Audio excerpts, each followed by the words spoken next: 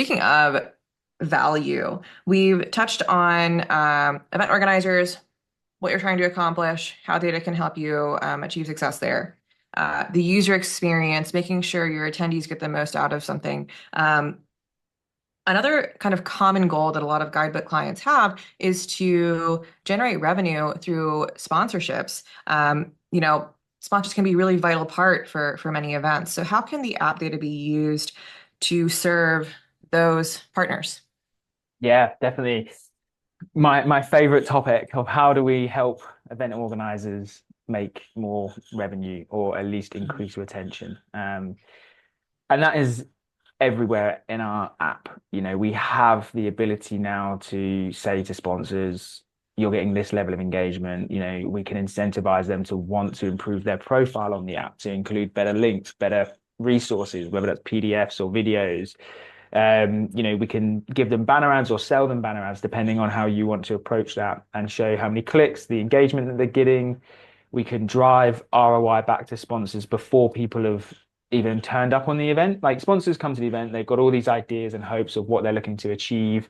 And actually, there's a bit of communication you can give them. It's like, we've already got 80% adoption. And actually, what that means is we've seen that 500 people have already clicked on your profile. People are showing interest in, why you're at the event, what you're offering. That hopefully will incentivize people to come to your booth or come to your session, depending on what kind of sponsor you are. And I think it's like we have this data and we need to be sharing it because retention is built through relationships. It's through demonstrating value, demonstrating ROI. And there's a lot of ways you can do that with app data. And then it's, for me, the most exciting thing is like there's so many ways you can create revenue opportunity, Mhm. sponsorship, sponsored notifications, interact post, their own menu feature item that you can even put it higher up on your menu if you want. It links straight through to something that, and that we've seen that increase sponsor impressions. If you're in the menu list, like, you're going to get so much more visibility. That's like a high ticket opportunity. The splash screen, brand awareness, like association with the event. There's so many avenues.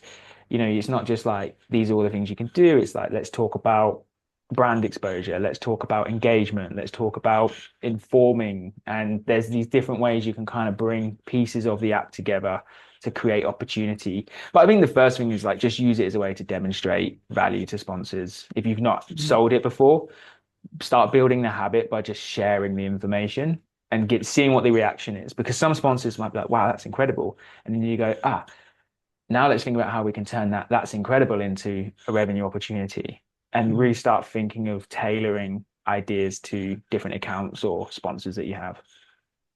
Yeah, that reminds me of something we were talking about the other day, which is how the app data can be uniquely insightful when it comes to sponsor value. So I think the example we're talking about is, printed signage for sponsors, right? Like having a banner up at the reg table saying thank you to XYZ Platinum, Gold, Bronze supporting partners.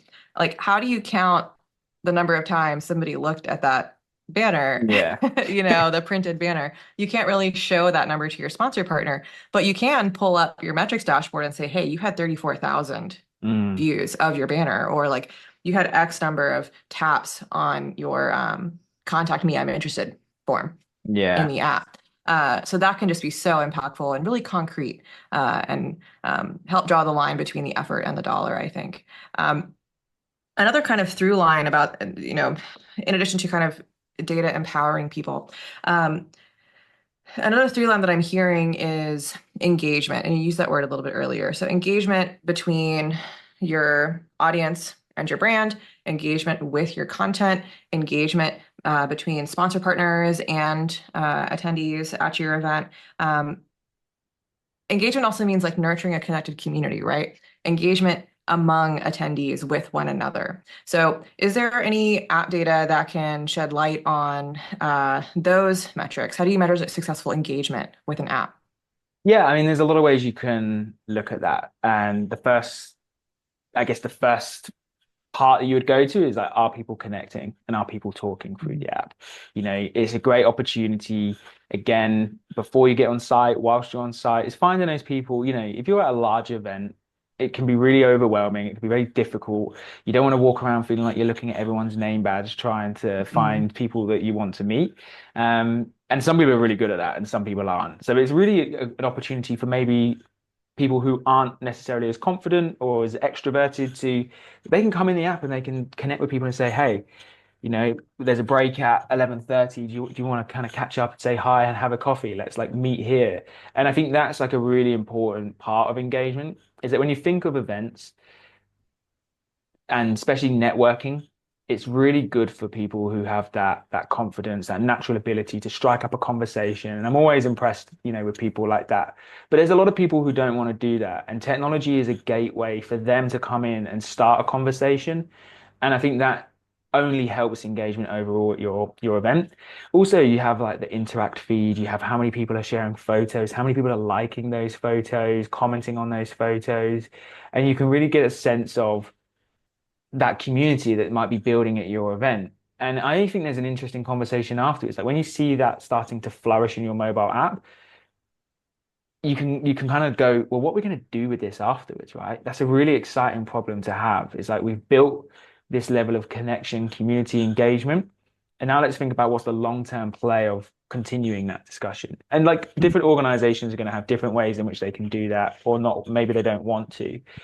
But I think the app will start showing you if that's taking off. And I also think it's a good thing to note, it will show you when that's not happening. And if it's something that you want to happen, there are ways in which you can start driving that. We have leaderboard gamification, which is a great way to incentivize people to start sharing photos, to start commenting on different people's posts. And it's just a habit building thing. It's like anything, once 5 people have done it, you'll be surprised how many people kind of follow.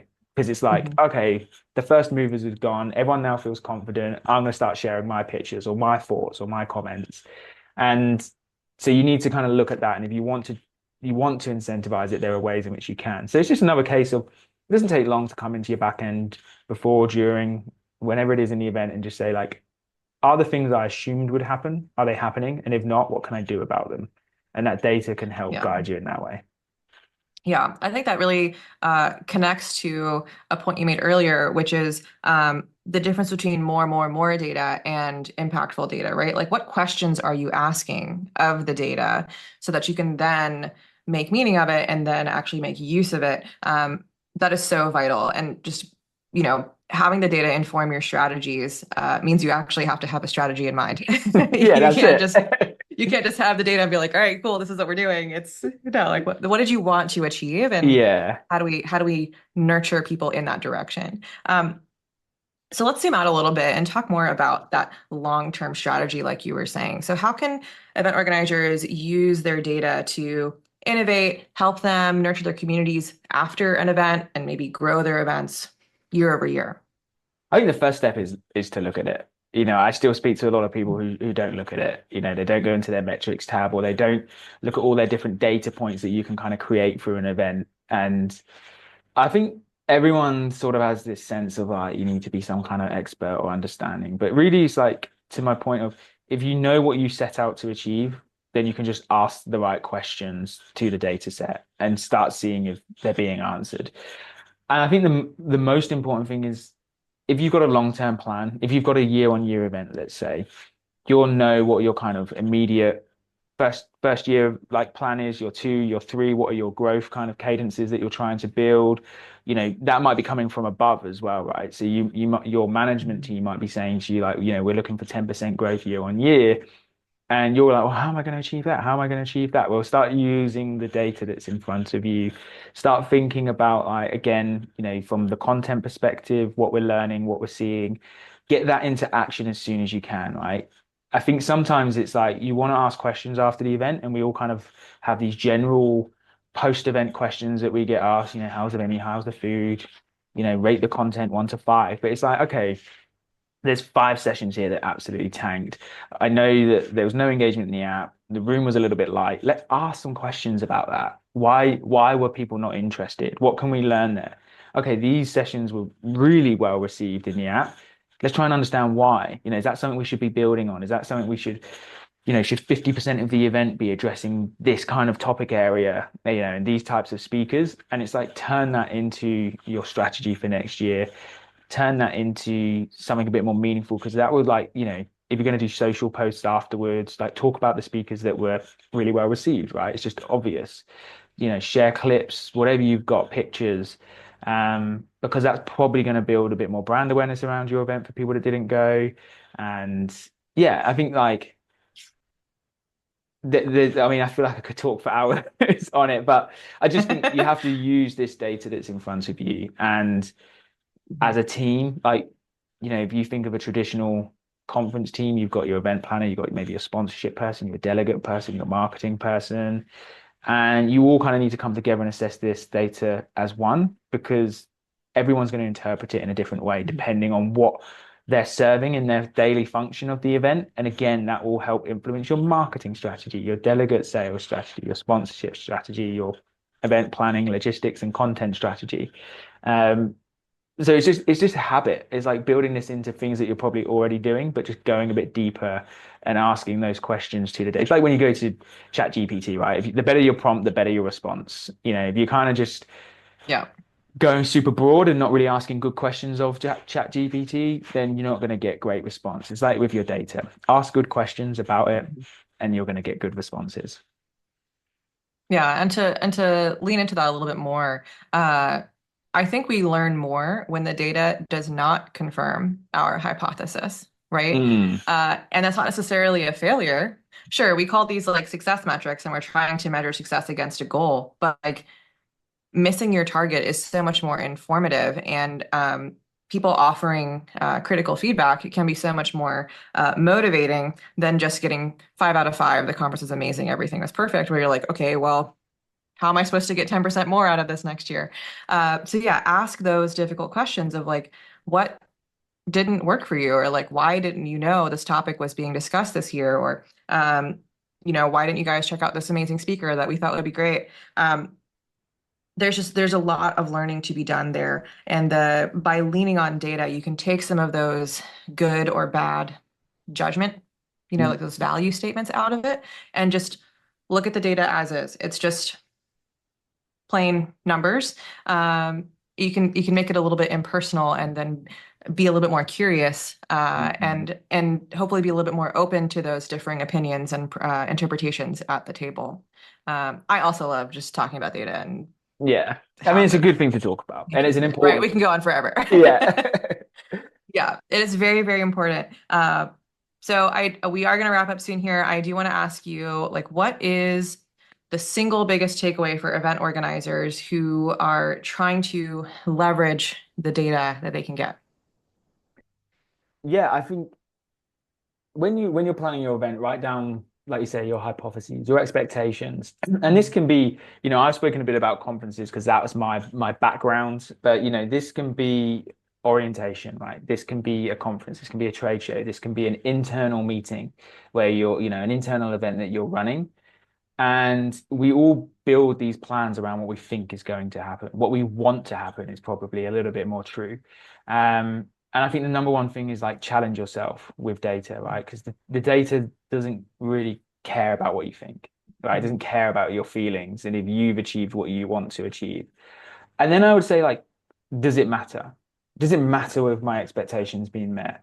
And you'll get a sense of that from the kind of the feel of the event and what happened on site and the other pieces of feedback that you're getting. And it's like the data might tell you that your expectation was wrong, but that's okay. Or it might tell you that your expectation is wrong and that's not okay, and you need to do something different.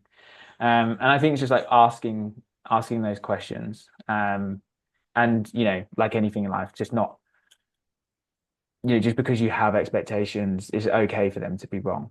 Um, and yeah, like use the data. It's there in front of you. Like, we both speak to clients and they're just like, oh yeah, like don't look at this.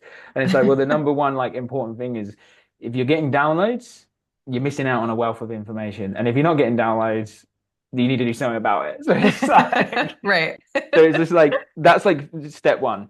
What kind of adoption rate have we got? Is that good or bad? And then if it's good, it's like, wow, we're gonna have so much value in this. And if it's bad, it's like, okay, we need to rethink about our kind of adoption strategy, which we won't get into today because we're gonna lose everyone and they'll be like, but yeah, so that's kind of it. I think that's my take.